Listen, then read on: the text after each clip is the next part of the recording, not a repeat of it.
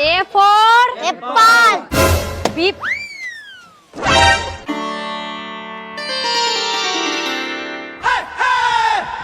I love you कबूतरी madam जी। दू गुनी दू आ दू गुनी चार करेनी हम तोहरा से प्यार। 3 में से 3 गइल बच गइल 0। हम ही है तोहरा दिलवा के hero. Sine theta cos theta theta theta चलना खिला दी तोके बर्गर और पिज्जा। 13 में से 3 गइल बच गइल 10। आओ न तोहके लीही बहिया में कस।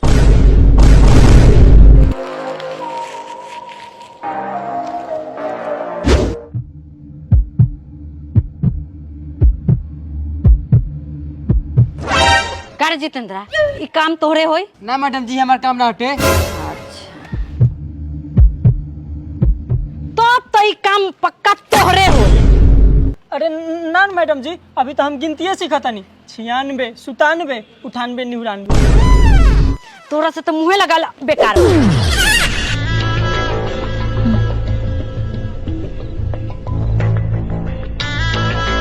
गोलू गमला जी रउआ देखनी है कि के फेंकलक है?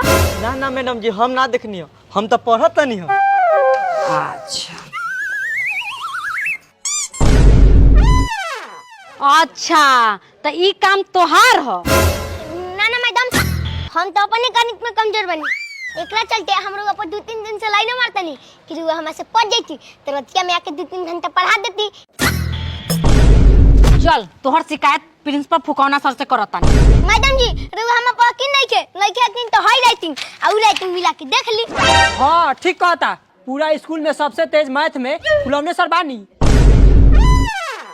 फुलौना सर ना पूरे स्कूल में हमरा बदनाम करके छोड़ी।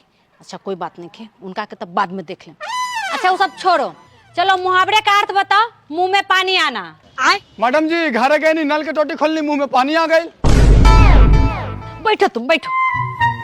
आए तो अपने बाबू के इंग्लिश में नाम बताओ।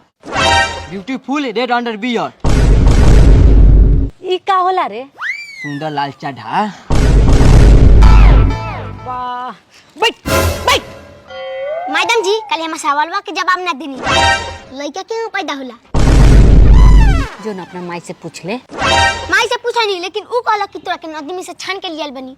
हमरा तो शौक होता कि माई के तो पौरे ओरे ना वाला ऊ के लियाई हुई। जो अपना बाबूजी से पूछ ले।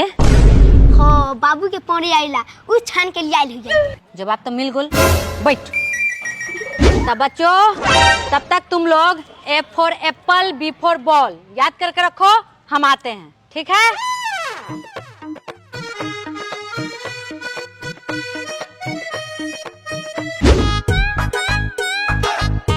अरे माना कि आपके चोली की क्षेत्रफल की चौड़ाई 4 इंच है।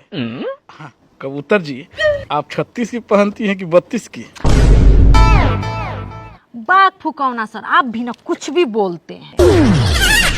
अरे हमारे कहने का मतलब है कि आप सुपर से भी ऊपर लगती हैं। आप फुकौना सर हम आपसे प्यार करते हैं, इसका मतलब ये थोड़ी है कि हमारे नाम का लेटर स्कूल में फेंक के आप पूरे स्कूल में हमको बदनाम कर दीजिएगा।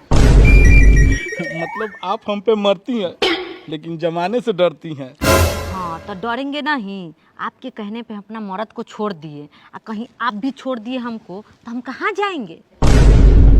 देखिए मैडम फुलौना सर का फुकौना फूट सकता है लेकिन वादा नहीं टूट सकता है। हम तो कहते नहीं कि आज रात के हमनी के दोनों आदमी भाग चले। ना ना सर कहीं हमरा मर्द के पता चल जाए तब? ऐसे कैसे जान जाइए? हम तो कहते नहीं कि नींद के गोली दूध में मिला के पिया दियो, सुत जाइए, हमनी के निकल चलल जाइए। अच्छा ठीक है। मैडम जी आप तो एकदम खटाई की तरह लग रही है। मन तो कर रहा है कि चटाई पर सुता के चाट जाए। तब तक के लिए एगो चुमा दीजिए ना।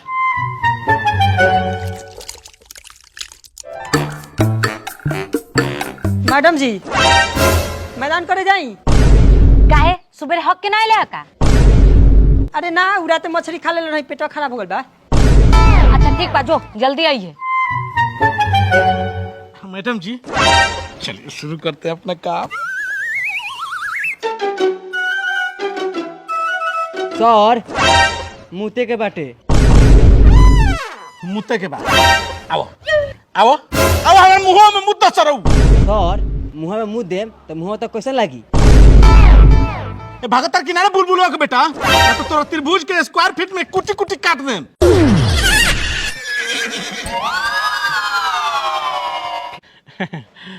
लइका बारन से नुकनी के ई सब तो लागल रहेला।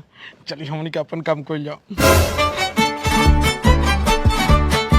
सर जी कल पिंकिया पढ़े ना भाई। पिंकिया आई कि ना आई ओसे तोरा क्या मतलब बारे? सर हम ट्रांसलेशन पूछत नहीं हो कि कल पिंकिया पढ़े ना भाई ओकर ट्रांसलेशन का होई? भाग जो ना तो आज रात के तोरा माइयो लोग कंप्लेन लेके पहुंच बुझल कि ना।